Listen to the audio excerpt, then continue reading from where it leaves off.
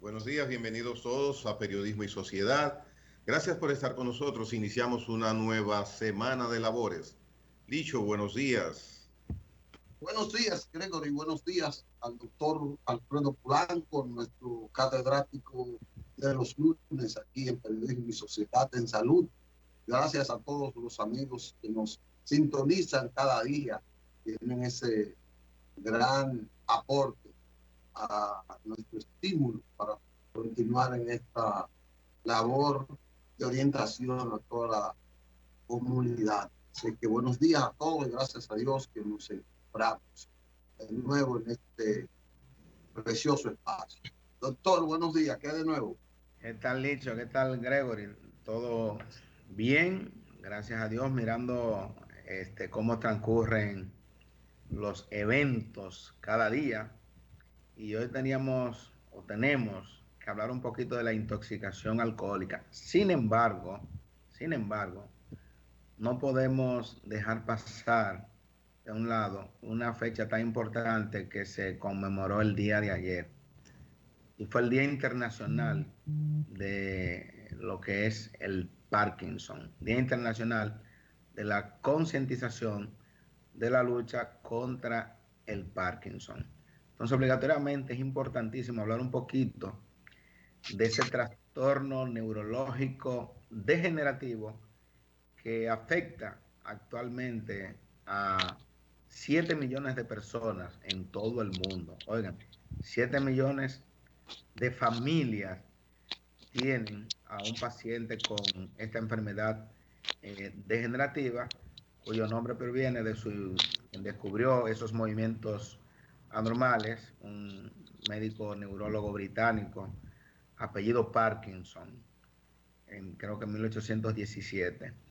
Entonces, de ahí el nombre de enfermedad de Parkinson. Hay que decir que este es un padecimiento que cada día va en aumento y según la Organización Mundial de la Salud, actualmente existe 7 millones de pacientes viviendo con el Parkinson. Sin embargo, esas fueron las estadísticas del 2020. Se estima que para el 2040 habrá aproximadamente 12 millones de pacientes con este padecimiento. Oigan, prácticamente o casi se duplica. O sea que después de... En 100 años, 7 En, millones. en 20 años. Por ejemplo, en el 2020 las estadísticas estimaban que eran 7 millones. En el 2040 se estima habrá alrededor de 12 millones de pacientes con este padecimiento. O sea que después de la enfermedad de Alzheimer, que es otra enfermedad degenerativa, la más frecuente de esas enfermedades es el mal de Parkinson. Y es importante hablar un poquito sobre esto, porque se piensa que es una enfermedad prácticamente de pacientes ancianos o de la tercera edad. Sin embargo, el 1% de la población que padece Parkinson tiene menos de 50 años. O sea que vamos a tener a pacientes tan jóvenes como 40 años. Incluso hay un actor, James Fox, actor canadiense-americano, que desarrolló la enfermedad de Parkinson a los 29 años de edad. O sea, bastante, bastante joven, a la edad de 29 años. Ese actor nació en el año de 1961. Y miren, ya tuvo que dejar sus actuaciones porque esta enfermedad degenerativa a la edad de 29 años ya la presentaba. O sea que por eso es importantísimo nosotros referirnos a esta enfermedad o patología neurológica, que lógicamente el factor predisponente más importante es la edad, es el principal factor. Sin embargo, hay otros factores como factores genéticos, casi en todo. Está la genética, factores ambientales, etcétera. El género, o sea, el sexo, es más frecuente el Parkinson en pacientes masculinos, ya ustedes pueden ver, o sea que las mujeres están un poquito más libres de padecer del Parkinson, pero es bastante importante que las personas, el médico sobre todo, reconozca cuando un paciente está padeciendo de Parkinson, porque no hay ningún estudio que me oriente, que me diga si en realidad un paciente tiene o no Parkinson. Por eso lo más importante es ver la sintomatología clínica de ese paciente, aún tenga 40 años, aún tenga 35 años. Ustedes vieron un paciente, mencioné ahorita, de 29 años, un actor importantísimo, a la edad de 29 años comenzó a presentar la primera sintomatología del Parkinson. Pero, Doctor. doctor, la señal, perdóname, Gregory, No, dale. la señal que siempre atribuye el pueblo así, y he oído a médicos prestigiosos hablar de que el Parkinson es fruto de algún golpe en la parte cerebral y que esto tiene repercusión en el sistema nervioso. El trauma craneoencefálico es un factor predisponente, pero es de lo mínimo. También vemos que hay enfermedades virales, enfermedades infecciosas del sistema nervioso central que pues también se les ha atribuido.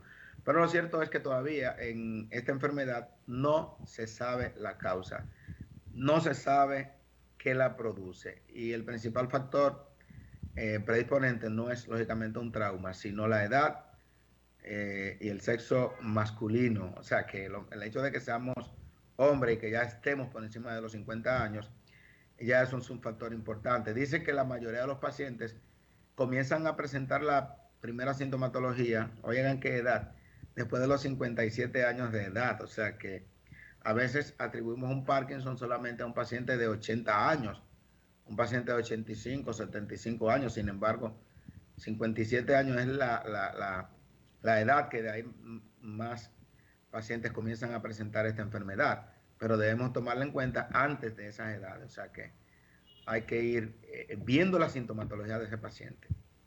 Mire, doctor, quería solamente hacerle el señalamiento de que me llama mucho la atención lo que usted menciona. No tenía conocimiento de eso en el sentido de que distinto a otros padecimientos que usted ha presentado aquí, como la diabetes, la hipertensión, donde usted recomienda que nos hagamos estudios preventivos para determinar si aún sin síntomas tenemos alguna de esas enfermedades, aquí ocurre distinto. Aquí no hay un estudio, usted lo acaba de indicar, que pueda decirnos si usted tiene Parkinson, sino que la evidencia es el síntoma. Claro, lo más importante es ver a una persona que esté presentando temblores en reposo. Es un paciente que mientras está sentado, tranquilo, usted lo ve que le están temblando las manos, le tiemblan los brazos, le pueden temblar las piernas, etcétera. Esa es la principal característica. Y lógicamente la rigidez completa de su cuerpo. Esos son los primeros indicios que vamos a encontrar en este paciente. O sea que cuando vemos a un paciente con esa característica y ya tiene 45, 50 años, es importante que este paciente vaya a la consulta de un neurólogo, ya que lógicamente vamos a hacerle su tomografía, vamos a hacerle su resonancia para descartar otras entidades clínicas neurológicas, pero si todo eso está normal, ya la clínica, el cuadro clínico te dice que ese paciente tiene una enfermedad de Parkinson. Esta enfermedad es importantísimo, como no sabemos la cura. Sin embargo, hay medicamentos actualmente que pueden, pues, paliar este padecimiento clínico. Pues neurológicamente lo que va a existir es una deficiencia de una sustancia llamada dopamina, que es una sustancia que es segregada por nuestro cuerpo, por el cerebro. Hay una disminución de la dopamina y hay medicamentos para eso, que es importante que el paciente inicie su tratamiento lo más rápido posible. Inmediatamente se hace el diagnóstico a un paciente que debe de utilizar el tratamiento. Como es una enfermedad degenerativa, es importante saber, todos los familiares que tienen algún paciente con Parkinson, que son muchas las familias que tenemos, pues yo tengo pariente, mi padre, que es un paciente que debe de prestársele bastante atención. el lado afectivo es muy importante, el cariño, la comprensión. El paciente no está con esos temblores porque quiere. El paciente puede tener etapas de depresión y eso es normal. Por eso es importantísimo el cuidado familiar. En muchos de estos pacientes, pues ocurre en cualquier parte del mundo que pues familiares se cansan y lo llevan a un asilo, a un lugar donde el afecto familiar no supera nada, o sea que es bastante importante ese afecto familiar. Es importante que este paciente, aunque tiene dificultades para la marcha, el paciente no puede, usted lo llama y el paciente tiene que doblar entero su cuerpo para mirar hacia atrás, pues un paciente que debe de estar ejercitándose lo más posible.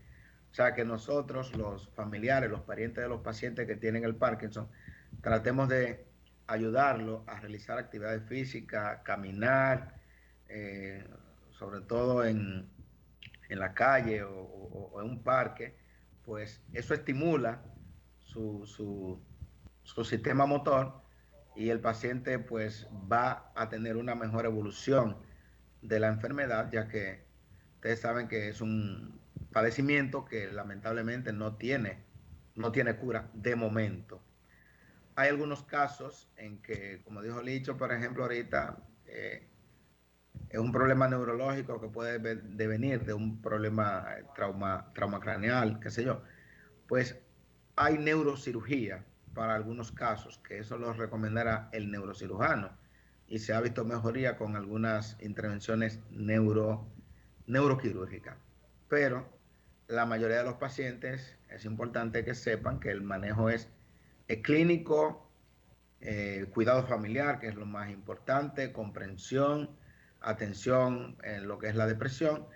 Y en definitiva, pues muchos pacientes con el tiempo van a desarrollar lo que es la demencia. O sea que hay que estar preparado para todo eso, pero sí es bastante importante el apoyo familiar, el apoyo social. Por eso es que hay instituciones en Estados Unidos, a nivel mundial hay instituciones que pues luchan y estimulan a cómo manejar a este tipo de pacientes, como los pacientes con cáncer, como los pacientes con insuficiencia renal crónica, etcétera, que necesitan un cuidado familiar bastante importante. ¿Qué especialista de la medicina es el que está indicado para atender estos pacientes?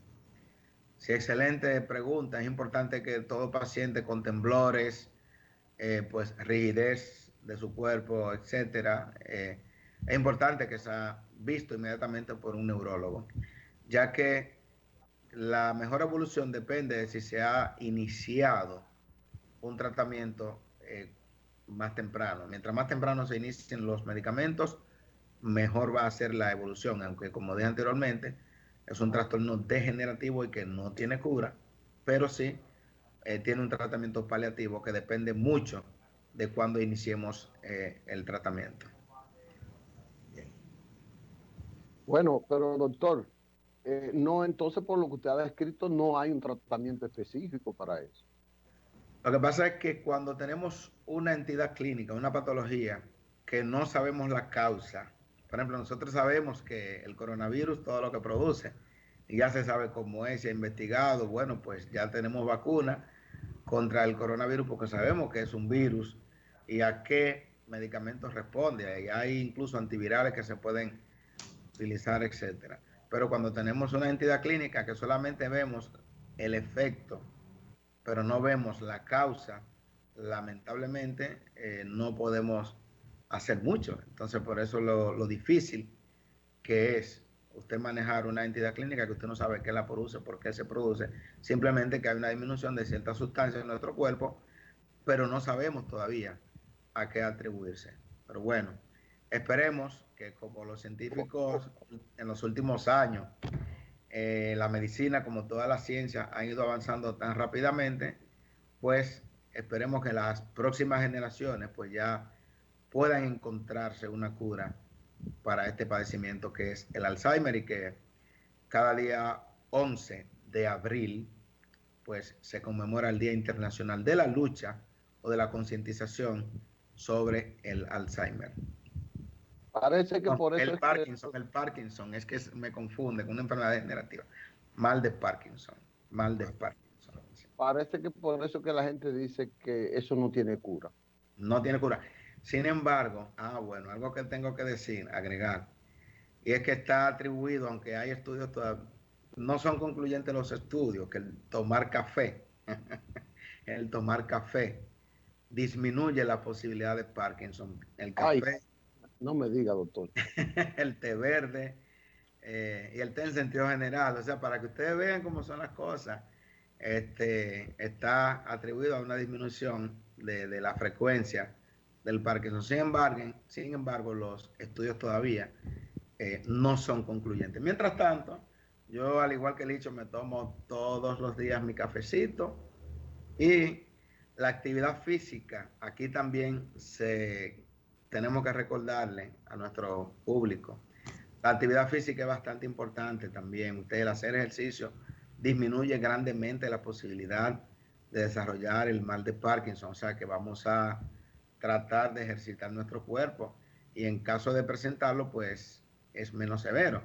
Aunque hay un boxeador famoso, Hugo Mohamed Ali, que también tuvo esta enfermedad, el mal de Parkinson. O sea que muchas personas muy famosas han tenido este padecimiento que lamentablemente ha tratado de frustrar el desarrollo de su vida, pero no podemos permitir que ninguna enfermedad pues frustre nuestro camino. Por eso es importante seguir adelante con nuestros familiares que tienen esta enfermedad, darles siempre ese apoyo emocional, tratar de seguir siempre con ellos hasta el último momento, darle esa esa comprensión que necesitan, porque ningún paciente debe de permitírsele de que piense por algún momento que es una carga pesada para sus familiares. No, no, no, para nada. Debemos de siempre darle apoyo moral, apoyo en todo el sentido de la palabra a estos pacientes que fueron que son nuestros padres, nuestros tíos, nuestros abuelos, nuestros hermanos, etcétera, y tenemos que apoyarlos siempre. Bueno, ¿qué otro tema Entonces, tenemos, doctor? Bien, brevemente, sí, queríamos tratar sobre lo que es la intoxicación alcohólica. En este caso, la intoxicación por metanol, que ustedes saben que justamente el año pasado, para esta fecha, el mes de abril, fallecieron más de 200 personas por intoxicación por bebidas adulteradas. Yo recuerdo que en el año 2017 ocurrió otro tanto, también en diciembre murieron varias personas. En otros países, por ejemplo, en Irán, el año pasado fallecieron más de 1000 personas por intoxicación por alcohol adulterado. En Rusia también hace 2 años. Pues le hemos dado seguimiento siempre a esto, porque esto no es nada nuevo. Resulta que hay 2 tipos de alcoholes que se parecen mucho. El alcohol etílico, que es el alcohol con el que se elaboran ese ron, que a la gente le gusta tanto, el whisky, la cerveza, etc.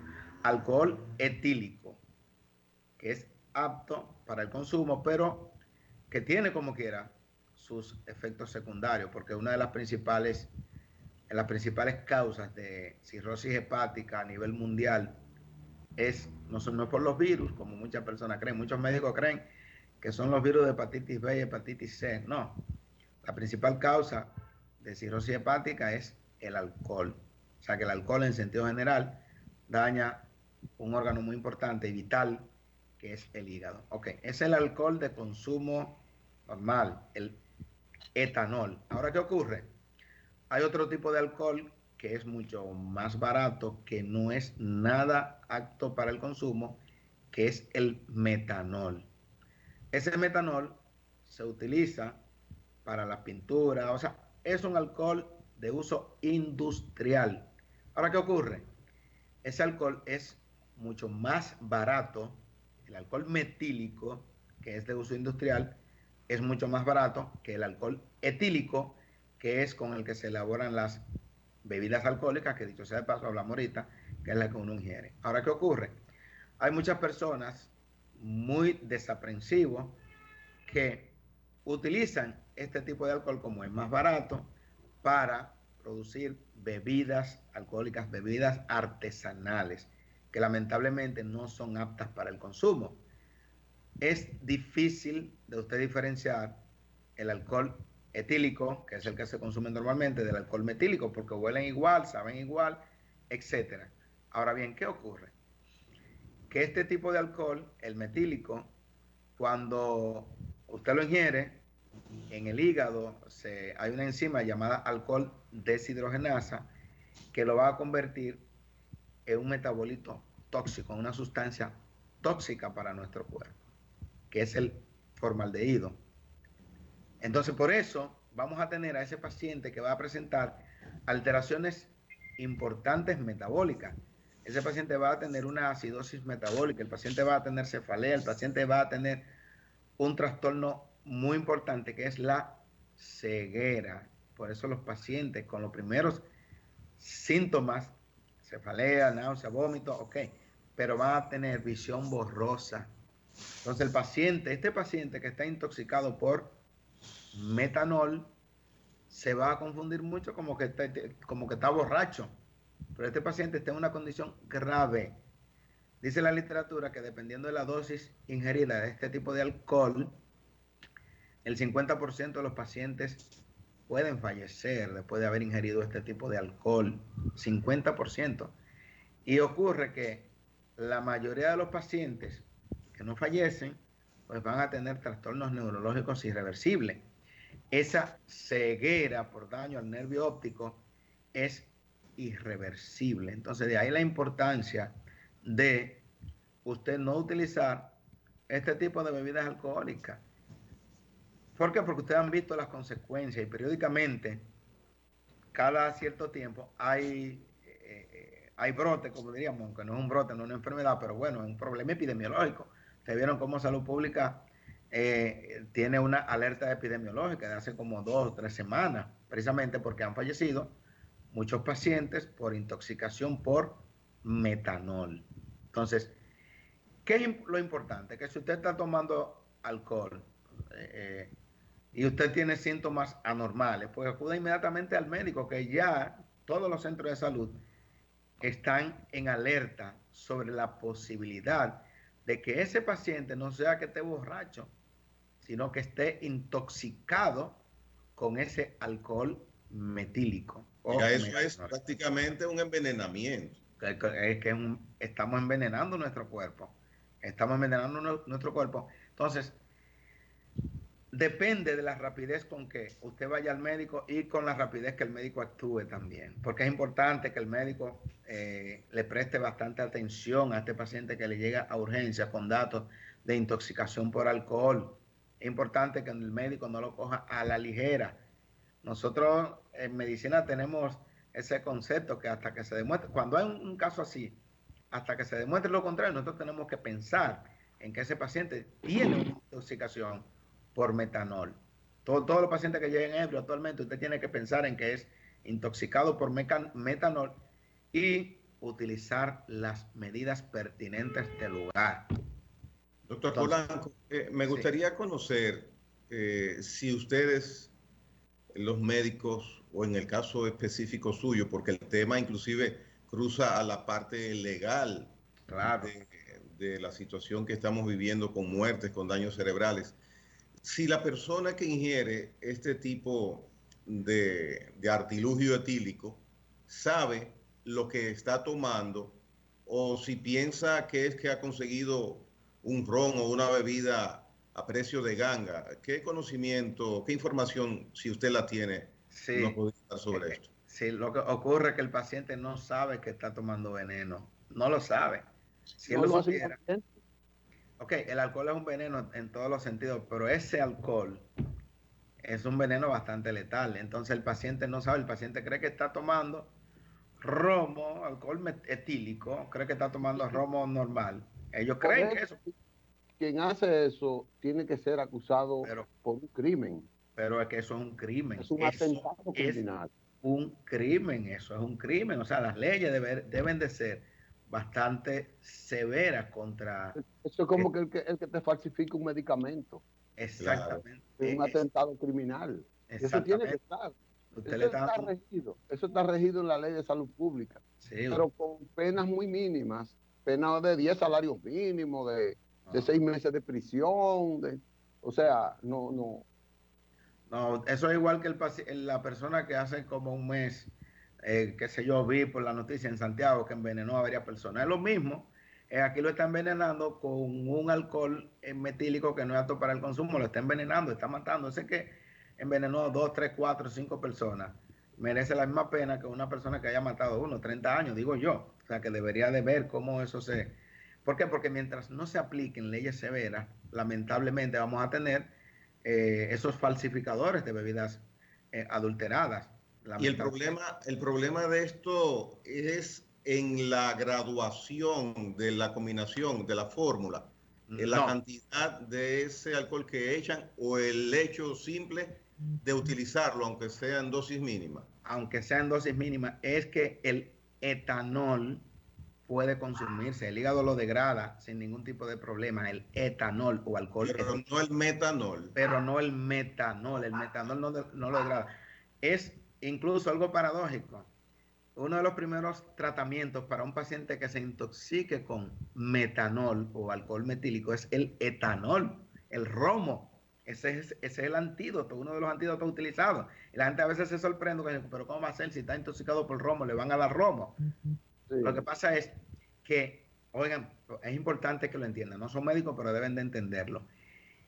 El metanol llega al hígado y es degradado por esa enzima alcohol deshidrogenasa y va a provocar ese metabolito tóxico que mencioné ahorita. Ahora, cuando usted le mete romo del que se debe de tomar, el hígado deja ese alcohol metílico a un lado y coge el del romo normal, el del etanol, y no lo va a degradar a ese metabolito tóxico. Entonces, por eso, uno de los antídotos, ¿cuál es? El alcohol etílico. Otro tratamiento para eliminar ese metanol, que no lo he visto que ningún médico lo ha mencionado, pero por eso yo quise mencionarlo, es la terapia de diálisis. Mediante la diálisis se pueden eliminar esos metabolitos, pero no he visto que ningún médico, he visto mucha gente hablando por la televisión, por la radio, pero nadie ha dicho eso y lo pueden buscar y pueden revisar que uno de los tratamientos, tenemos un paciente con una acidosis metabólica y tenemos el diagnóstico de que el paciente tiene una intoxicación por metanol y el paciente no responde adecuadamente. Para eliminar esos tóxicos, el tratamiento es la terapia de hemodiálisis, hemodiafiltración. Es importante que la población lo sepa porque cada cierto tiempo, si no aplicamos leyes severas, vamos a tener estos casos, lamentablemente. Ahora, cuando modificamos las leyes, esa ley de salud pública que contempla que sea más severa contra estos abusadores, pues posiblemente vamos a tener una disminución, pero ustedes ven, cada cierto tiempo ocurren brotes de intoxicación y eso es lo que se sabe, porque si no aparecen 2 o 3 casos, lamentablemente no van a la luz pública. Ustedes saben que periódicamente hay casos aislados que no van a la luz pública. Entonces, ¿por qué se presentan? Precisamente por eso, porque las leyes no son severas, no son contundentes contra este tipo de personas. Doctor Polanco, aquí en República Dominicana no hay, a propósito de eso que usted menciona, de que pocos médicos practican o conocen o manejan de que con una diálisis se puede contrarrestar una situación así. No hay aquí un observatorio científico, médico, orientador, como tiene, por ejemplo, la Iglesia, que periódicamente da informes de la situación. Hay grupos de economistas que indican cómo va la situación del país en el aspecto financiero. Ustedes los médicos no tienen ese organismo. Claro, tenemos un organismo muy importante, es el Colegio Médico Dominicano. Ay, por favor, doctor, yo no pensaba reírme temprano. No, espérate, el Colegio Médico tiene ¿cómo se llama? Una unidad, una comisión. Sí, claro. Primero de ética y claro. segundo tiene una comisión de estudios científicos. Científico, claro que sí. Sí. Claro que sí. Lo que pasa es que quizás no la usa como debe ser. ¿Y dónde se difunde esos estudios? No esos estudios, no, esos comentarios, ¿dónde se difunden para yo también orientarme, doctor? Nunca he visto nada. Bueno, vamos a tratar de difundirlo por periodismo y salud. Ahí nosotros vamos a hacer discusión. Sería una agradable sorpresa, porque colegio médico, cuando le llega a la mente a uno, es haciendo huelgas y cosas, y me disculpa. Sí, sí, sí, pero vamos a tratar de quitar eso de la mente de las personas. Vamos a hacer más ciencia y menos huelga. Entiendo yo, debemos. O Sí. Bueno, un Ah, equilibrio, porque ustedes también deben ser muy bien remunerados y remunerado. tener condiciones de labor como ustedes se la merecen, pero que haya un equilibrio es bueno. Sí, si hay mejor remuneración, muchos médicos nos dedicáramos parte de ese tiempo que dedicamos a la labor de trabajo, lo dedicáramos a la investigación, pero lamentablemente no hay tiempo. Yo quiero siempre estar investigando, de hecho siempre tengo con INTEC el grupo de estudiantes para hacer investigaciones, pero y me llaman, doctor, miren, hoy queremos reunirnos a la 1 de la tarde en tal hospital. Y yo le digo muchas veces, miren, no puedo hoy, vamos a ver mañana que me toca en el hospital. ¿Por qué? Porque usted no es remunerado lo suficientemente bien como para dedicar parte de ese tiempo a la Claro, investigación. claro. Se entiende, se entiende. doctor, creo que usted ha dado hoy una ilustrísima cátedra de dos temas importantes que la gente le ha caído bien.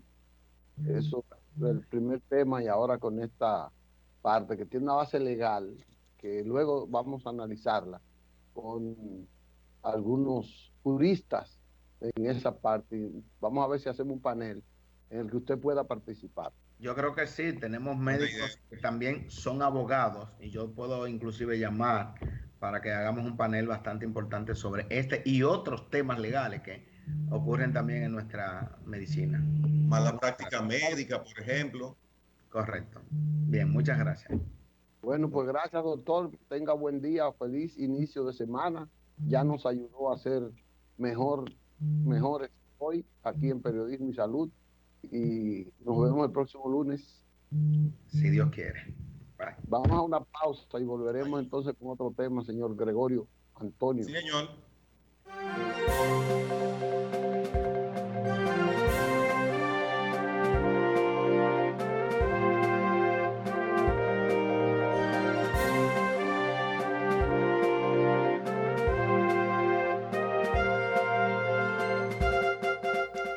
Muy bien, retornamos. Como siempre, tuvimos hoy una participación muy ilustrativa, muy interesante en letras mayúsculas del doctor Alfredo Polanco, como siempre.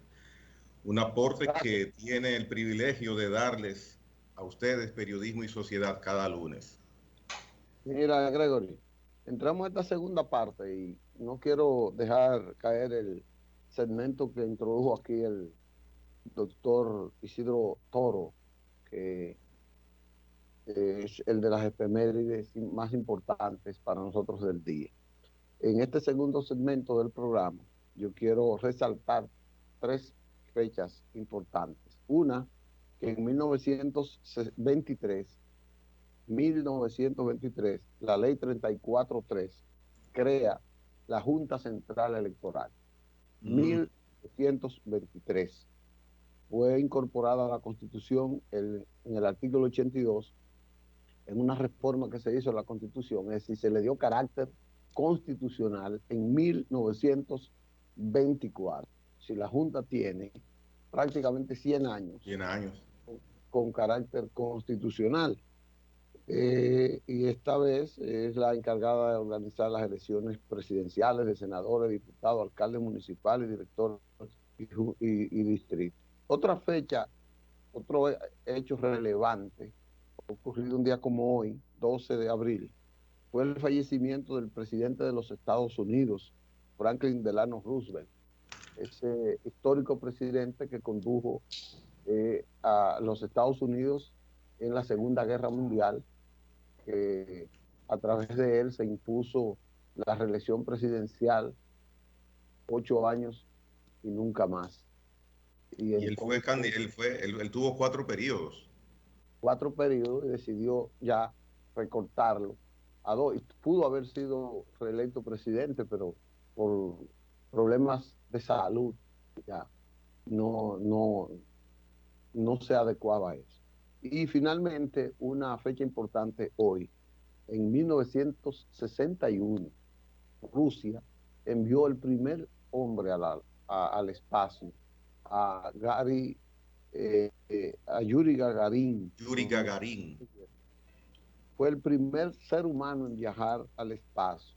Este hombre fue apenas, bueno, tenía 27 años cuando hizo esa proeza, regresó y fue declarado héroe de Rusia porque Rusia se le adelantaba a la guerra del espacio que ya Estados Unidos e inclusive Alemania pues tenían ya previsto dentro de un proyecto de conquista del espacio. Gagarin, repito, con 27 años, fue ese ciudadano. Este hombre, declarado héroe con la más alta consideración del gobierno soviético, del régimen soviético en ese tiempo, fue prohibido volar. Es decir, estuvo después involucrado en un accidente en el que perdió la vida un amigo en un vuelo de entrenamiento y perdió la amiga. Él sobrevivió.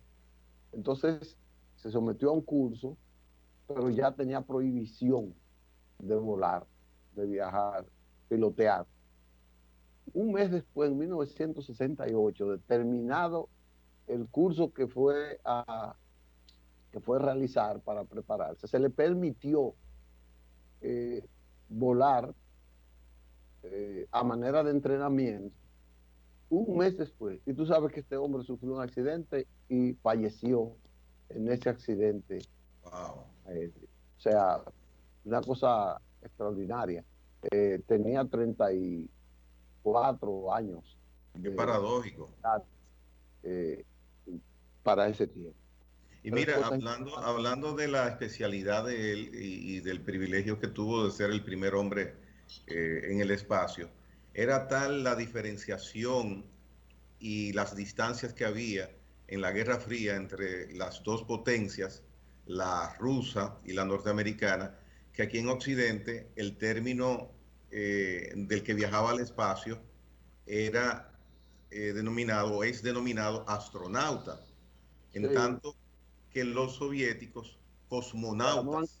cosmonautas. Eh, Eran más. lo mismo dicho en diferentes, con diferentes con diferente composición gramatical. Exacto. Pero fueron Qué así. interesante ese dato de Gagarin. No sabía que la causa de su fallecimiento había sido en esas circunstancias. Sí, sí, sí. Ayer el presidente de la República tuvo una intensa jornada. Políticamente, yo creo que es bueno resaltarla.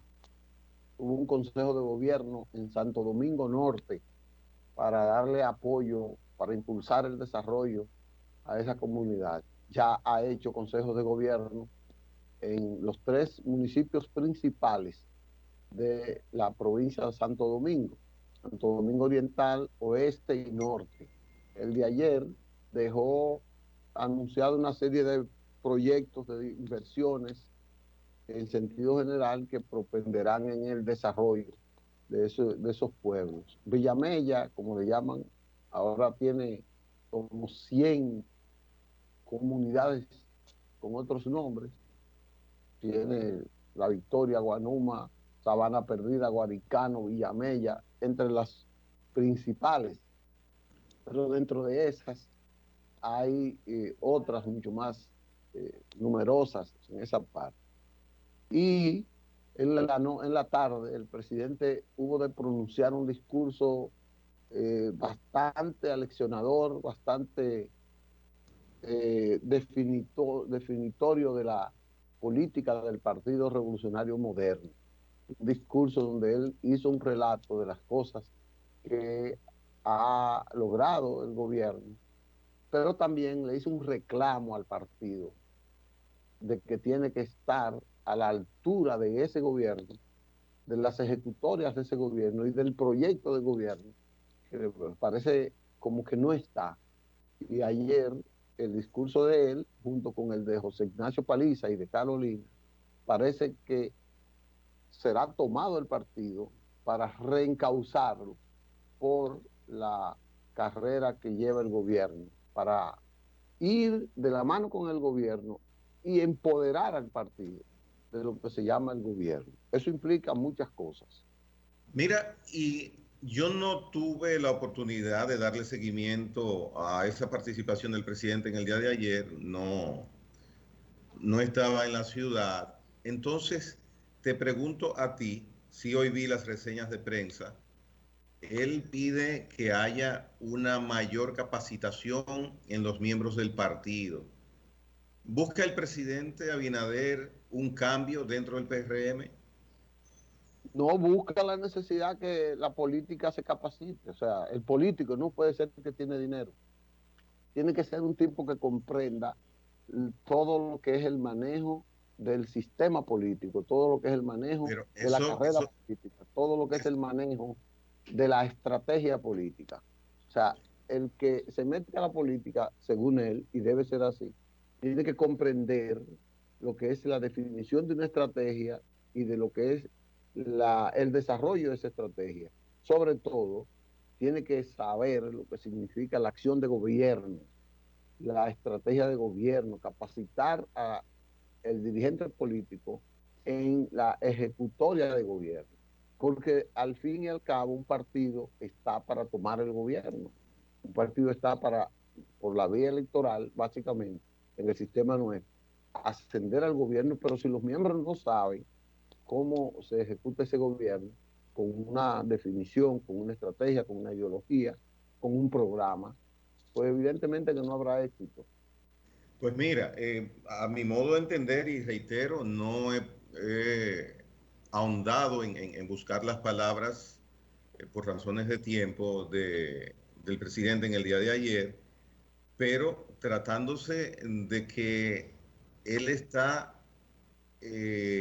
iniciando una impronta diferente en cierto aspecto, en la manera de gobernar en el país, tomándose el camino de advertirle a su partido lo que ha indicado, yo pienso, y lo reitero, sería entonces buscar una reingeniería dentro del PRM, porque tú mencionas, los partidos deben estar actualizados cuando logran el poder, deben hacer las cosas de la manera más correcta posible, pero la tradición ha sido que el partido llega al poder y simplemente llegó y empieza a disfrutar y a padecer lo que hace un partido cuando está en el poder. Entonces, pienso que el PRM ahora debe ponerse las pilas con esta, no advertencia, sino con esta indicación, con esta especie de mandato, porque el líder de ese partido es el licenciado Abinader.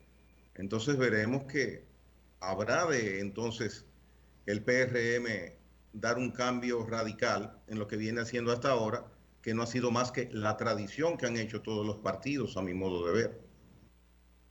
Aunque en Pues, sus estatutos, es importante hacer la aclaración, los estatutos del PRM son bastante preclaros y progresistas y participativos.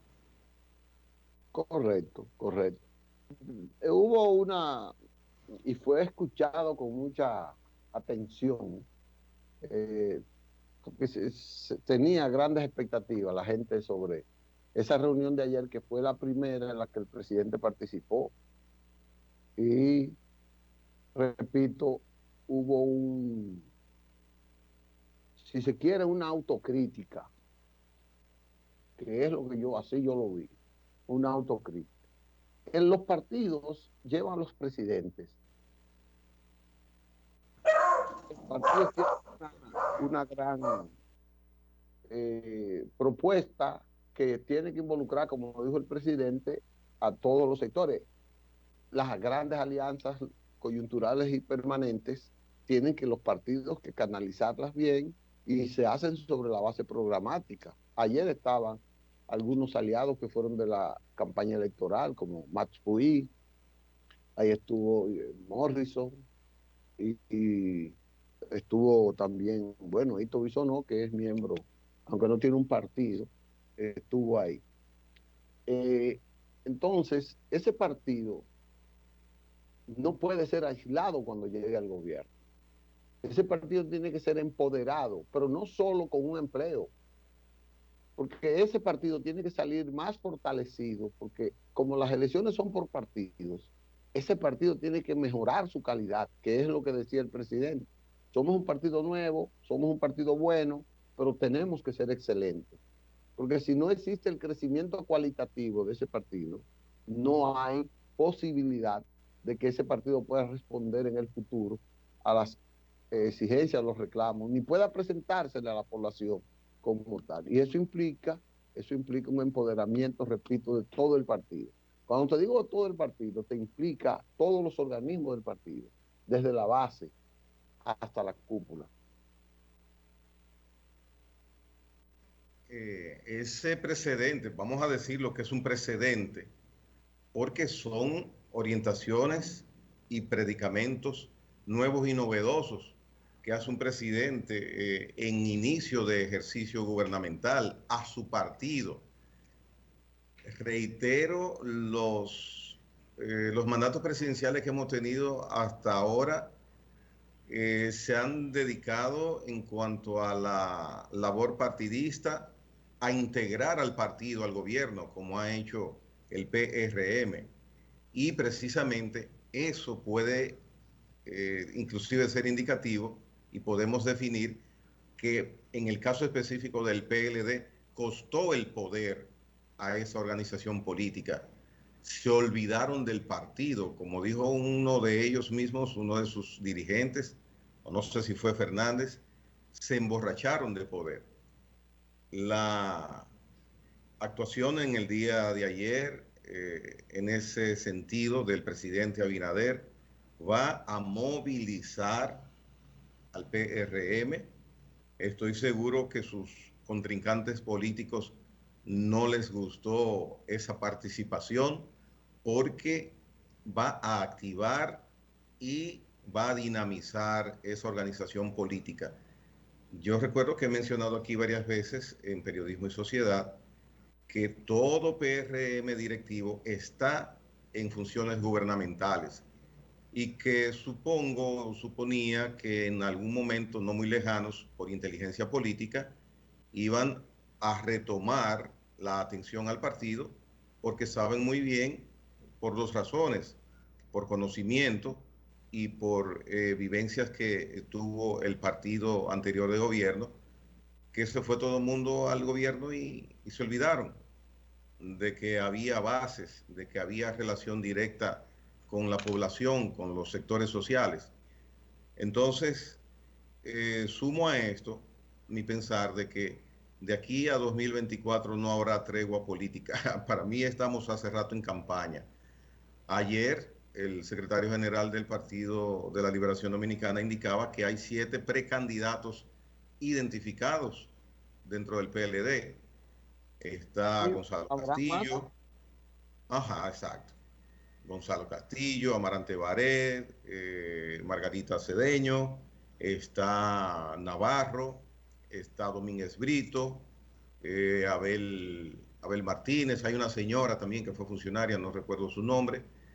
Entonces, hay campaña permanente porque el PLD tiene que retomar confianza, buscar recuperar terreno perdido con la relación precisamente con la sociedad, con sus bases, y la Fuerza del Pueblo es un partido nuevo que tiene a toda costa que tratar de llegar a la superficie, a como dé lugar, y no puede perder un minuto, una semana, un mes. Y el PRM, que con la experiencia vivida por el Partido de la Liberación Dominicana está en el poder, debe atender y preparar sus cuadros para que no se les desencanten. Hay un elemento, Licho, que me gustaría que tú trataras, porque tienes conocimiento sobre eso. Es estatutariamente el presidente de la República en ejercicio que sea del PRM puede postularse desde el cargo de presidente de la República, puede ser candidato presidencial. El PRM está prohibido, pero la Constitución lo permite. El PRM tiene que definir, porque no puede tener unos estatutos que colijan que choquen con la Constitución y con las leyes. Entonces es un problema de principio pero está en la voluntad y es un dilema, eso es una discusión que se va a armar. ¿El presidente respetará los estatutos o se acogerá a la Constitución de la República? Pero hay Eso algo, se... por ejemplo, si hacemos un símil con la Iglesia Católica y el celibato, estar casado, hacer familia, no viola los principios cristianos, no viola la Biblia, los predicamentos de la Biblia. Sin embargo, es una decisión que ha tomado hace unos siglos la Iglesia Católica de que sus sacerdotes asuman el celibato como estilo de vida. O sea, es una decisión, como tú bien dices, es una decisión interna del PRM. Es una Entonces, discusión política que siempre sale lacerada a la organización, a veces eh, quizás no tan profundamente, pero es una decisión que se toma. El presidente nunca va, yo pienso que el presidente actual, ni ningún presidente va a desafiar la disposición del partido, sino que cualquier decisión que tome deberá buscar el consenso del partido y seguro que si busca el consenso, como es la figura más preponderante, pues lo encontrará. Ahora, es como tú dices, el que entra a un partido entra para respetar los estatutos de ese partido, bien. Bueno, independientemente de las leyes. nos tenemos que ir, nos robamos tiempo, disculpe el máster, pero el tema nos cegó, nos cegó. Será hasta mañana, gracias al máster. Ok, gracias.